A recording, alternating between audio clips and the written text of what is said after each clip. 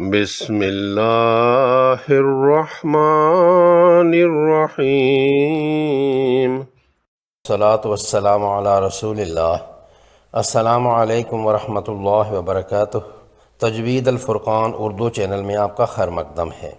تجوید الفرقان کے اس سبق میں انشاءاللہ تعالی ہم حرکت کی مقداروں کے متعلق سیکھیں گے۔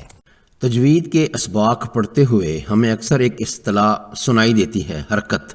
مثلا غنہ اور اخفاء 2 حرکات کھینچے جاتے ہیں، مد متصل کو 5 اور مد لازم کو 6 حرکات لمبا کیا جاتا ہے وغیرہ۔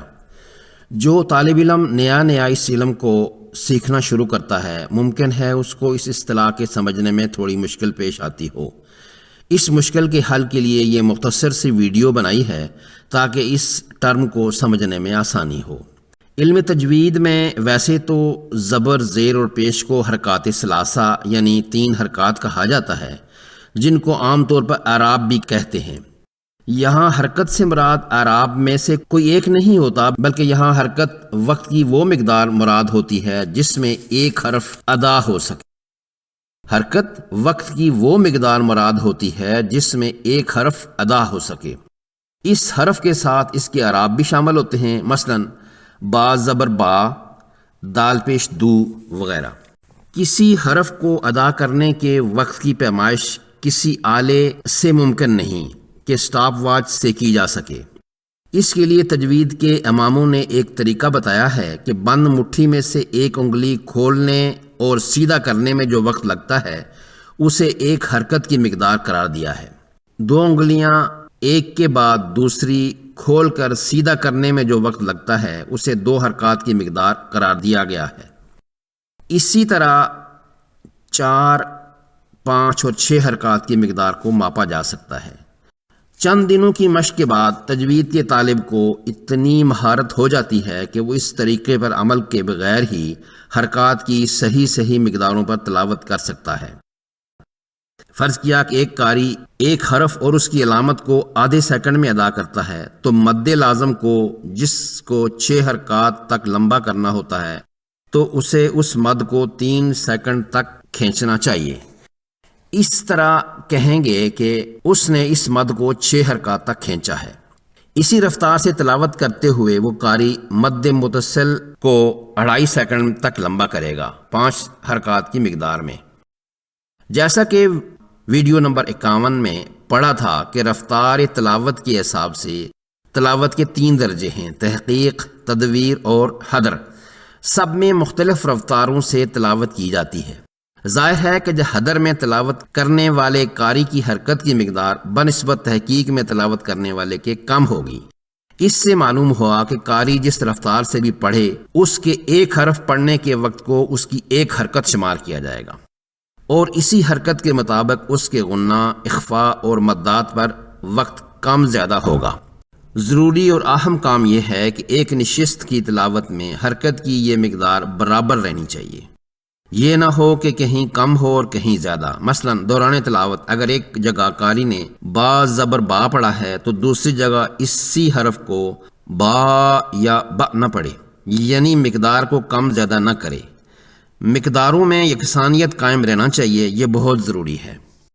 اگر ممکنہ طور پر حرکات کی مقداروں میں یکسانیت نہ رہے تو الفاظ کے معنی بدلنے کا احتمال رہتا ہے، اور قرآنی آیات کے مطالب میں بڑا فرق رونما ہو سکتا ہے۔ مثلا ثم لتسألن یومئذ عن النعیم، اس کا ترجمہ ہے کہ پھر بروز قیامت تم سے نعمتوں کے بارے میں ضرور پوچھا جائے گا۔ اگر حرکات کی مقداروں میں یکسانیت قائم نہ رہے اور پڑھا جائے ثم لا تسألن یومئذ عن النعیم، یعنی سرخ رنگ والے لام پر زبر کو زیادہ لمبا کر دیا جائے تو یہ لا کی بجائے لا ہو جائے گا اور معنی بالکل ہی الٹ ہو جائیں گے، یعنی پھر تم سے روز قیامت نعمتوں کے بارے میں نہیں پوچھا جائے گا۔ اس مثال سے حرکتوں کی مقداروں میں یکسانیت اور ضخامت کا اندازہ ہو سکتا ہے۔ تجوید کے مختلف قواعد کے لیے حرکت کی مقداریں مقرر ہیں۔ مثلا مد اصلی، اخفاء اور غنہ کو 2 حرکات لمبا کرنا ہوتا ہے۔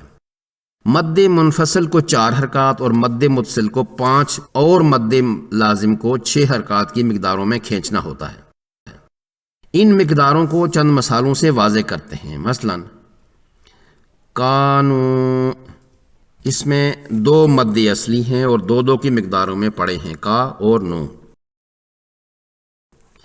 یا ایہا، مد منفصل کو 4 حرکات کھینچا ہے۔ اذا جاء، مد متصل کو 5 حرکات لمبا کیا ہے۔ وَلَضَّالِّينَ، مد لازم اور مد عارض کو 6 حرکات تک کھینچا ہے۔ کچھ اساتذہ حرکت کی مقدار کو الف میں ناپتے ہیں، چونکہ الف ہمیشہ الف مدہ کی صورت میں پڑھا جاتا ہے، یعنی جب الف سے پہلے والے حرف پر زبر ہو، اور اسے 2 حرکات کھینچ کر پڑھتے ہیں، اس لیے ایک الف 2 حرکات کے برابر شمار کیا جاتا ہے۔ مگر یہ کوئی متفقہ بات نہیں ہے، کچھ کتابوں میں الف کو 1 حرکت بھی کہا گیا ہے۔ اگر کہا جائے کہ مد اصلی، اخفا یا غنہ کو 1 الف تک کھینچا جاتا ہے تو وہاں لازمی طور پر 1 الف کو 2 حرکات کے برابر شمار کیا گیا ہے۔ اسی طرح اگر مد منفصل کے لیے 2 الف کی مقدار بتائی جائے تو وہاں بھی 1 الف کو 2 مقدار کے برابر شمار کیا گیا ہوگا۔ جہاں مد لازم اور مد عارض کو 6 الف تک کھینچنے کا کہا جائے تو سمجھ لیں کہ اس جگہ 1 حرکت کو 1 الف کہا گیا ہے۔ امید ہے کہ اس ویڈیو کو دیکھنے کے بعد آپ کو حرکت کی مقدار اور ان کی عملی مثالوں سے بہت کچھ سیکھنے کو ملا ہوگا، اور آئندہ کسی مد یا کسی دوسرے قاعدہ کی مقدار میں غلطی نہیں کریں گے۔ نیکی کے کاموں میں تعاون کا حکم قرآن کریم میں ہے۔ اس حکم پر عمل کرتے ہوئے ان معلومات کو ایسے لوگوں تک پہنچانا کہ جن کے لیے یہ فائدہ مند ہوں، آپ کے اپنے نامہ اعمال میں حسنات میں اضافے کا باعث ہوگا۔ مع السلامہ۔